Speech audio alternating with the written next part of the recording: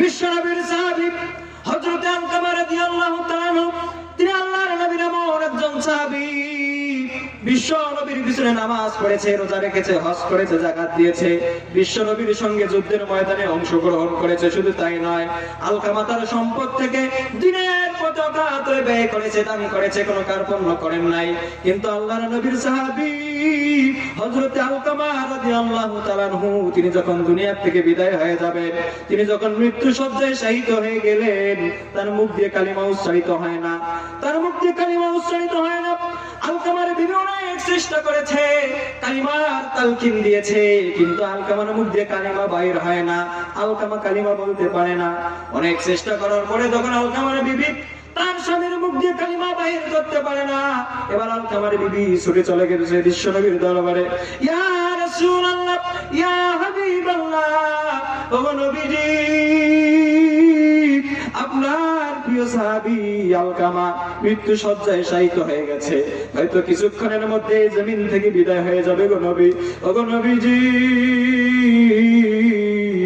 আপনি যদি আলকামার কাছে যাওয়ার পরে আলকামার একটু কালিমার তালকিন দেন গো নবী, আমার মনে হয় আলকামা কালিমা পড়ে দুনিয়ার জমিন থেকে বিদায় হবে।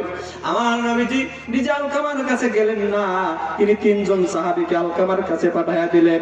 হযরতে আলী রাদিয়াল্লাহু তাআলা আনহু, হযরতে বেলাল রাদিয়াল্লাহু তাআলা আনহু সহ তিনজন সাহাবীকে আলকামার বাড়িতে পাঠায়া দিলেন। সাহাবায়ে কেরামরা চলে গেলেন আলকামার বাড়িতে।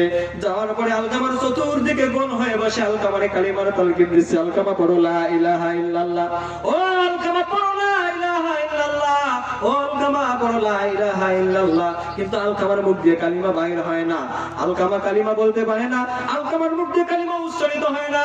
সাহাবায়ে কেরামরা যখন বেশ কিছুক্ষণ চেষ্টা করলো, কিন্তু তার মুখ দিয়ে কালিমা বাহির হয় না। হযরত আলী রাদিয়াল্লাহু তাআলা বেলালকে ডাক দিয়ে বলে, বেলাল, ও বেলাল, যাও যাও বিশ্বনবীর দরবারে চলে যাও, ঘটনা জানায়া দাও। হযরতে বেলাল চলে গেল বিশ্বনবীর দরবারে। ইয়া রাসূলুল্লাহ, ইয়া হাবিবাল্লাহ, ও নবীজি, ও নবীজি, আমরা অনেক চেষ্টা করলাম আলকামাকে কালিমার তালকিন দেওয়ার জন্য, অনেক চেষ্টা করেছি কালিমার তালকিন দেওয়ার জন্য, কিন্তু নবীজি আলকামার মুখ দিয়ে কালিমা বাইর হয় না, আলকামা কালিমা বলতে পারে না গো নবী। আমার নবীজি বেলালে ডাক দিয়ে বলে, বেলাল, হেরে বেলাল, তুই খোঁজ খবর লাগা, দেখ আলকামার মা বাবা দুনিয়ার জমিনে কেউ বেঁচে আছে নাকি। হযরতে বেলাল খোঁজ খবর নিয়ে তিনি জানতে পারলেন আলকামার পিতা দুনিয়া থেকে বিদায় হয়েছে, কিন্তু বৃদ্ধ মা এখনো বেঁচে আছে। আমার বন্ধুগণ, গভীর মনোযোগ। হযরতে বেলাল রাদিয়াল্লাহু তাআলা আনহু নবীজিকে জানালেন, নবী গো, আলকামার পিতা দুনিয়া থেকে বিদায় হয়েছে, কিন্তু বৃদ্ধ মা এখনো বেঁচে আছে। আমার নবীজি বেলালকে বলে, বেলাল, এরে বেলাল, তুই আলকামার মারে খবর দে, তার যদি সম্ভব হয় সে আমার দরবারে চলে আসবে, যদি সে আসতে না পারে আমি নবী সরাসরি আলকামার মায়ের কাছে চলে যাবো। আল্লাহু আকবার। হযরতে বেলাল যখন আলকামার মারে খবর দিয়েছে, আলকামার মা যখন জানতে পেরেছে আমার নবীজি তারে আহ্বান করেছে, কাল বিলম্ব করেন নাই। বৃদ্ধ মানুষ লাঠির উপরে ভর দিয়ে আস্তে আস্তে করে বিশ্বনবীর সামনে হাজির। ইয়া রাসূলুল্লাহ, ইয়া হাবিবাল্লাহ, ও নবীজি, আপনি নাকি আমাকে আহ্বান করেছেন। আমার নবীজি আলকামার মারে বলে, রে আলকামার মা, ও আলকামার মা, বলো বলো তোমার সন্তান আলকামা কেমন ছিল।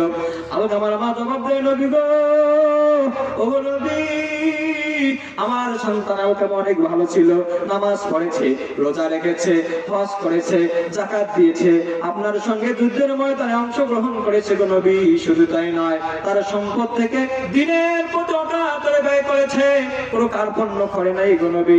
আমার নবীজি আলকামার মারে ডাক দিয়ে বলে, রে আলকামার মা, এটা আমি জানি জানি, বলো বলো আলকামার সাথে তোমার সম্পর্ক কেমন ছিল। আলকামার মা মাথাটা নিচু করে দিয়া চোখের পানিগুলো ছেলে কান্না শুরু করে দিয়েছে। আলকামার মার ডাক দিয়ে বলে, আলকামার মা, ও আলকামার মা, আমি তো তোমার এমন কিছু বললাম না যে তুমি কান্নাকাটি করবা। আমার বন্ধুবান, আমার নবীজি যখন আলকামার মায়ের বলেছে, আলকামার মা তুমি কাঁদো কেন? আলকামার মা জবাব দেয়, নবী গো, ওগো নবীজি, আলকামার সাথে আমার সম্পর্ক তেমন ভালো ছিল না। আলকামা তার বিবির কথা শুনেছে, তার বিবির কথা মতো আমারে দেখাশোনা করে নাই, আমারে খাবার দেয় নাই, আমার সাথে তার সম্পর্ক ভালো ছিল না। আমার নবীজি বেলাল ডাক দিবে, রে বেলাল, ও বেলাল, কাঠ সংগ্রহ কর, লাকড়ি সংগ্রহ কর, আগুন জ্বালা। বেলাল নবীজির কথা মতো কাঠ সংগ্রহ করলেন, আগুন জ্বালালেন। আমার বন্ধুগণ, বেলাল যখন কাঠ সংগ্রহ করে, লাকড়ি সংগ্রহ করে আগুন জ্বালালেন, এবার আলকামারে যখন আগুনের মধ্যে নিক্ষেপ করা হবে, আলকামার মা নবীজির ডাক দিল, নবী গো, ও নবী, আলকামা আমার কলিজা ছেঁড়া ধন, আমি মায়ের সামনে যদি আলকামারে আগুনে পড়েন, আমি মা হয়ে কেমনে সহ্য করবো? আমার নবীজি আলকামার মা ডাক দিয়ে বলে, রে আলকামার মা,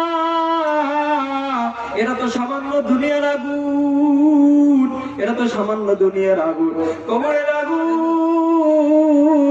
এত ভয়ঙ্কর হবে রে আলকামার মা।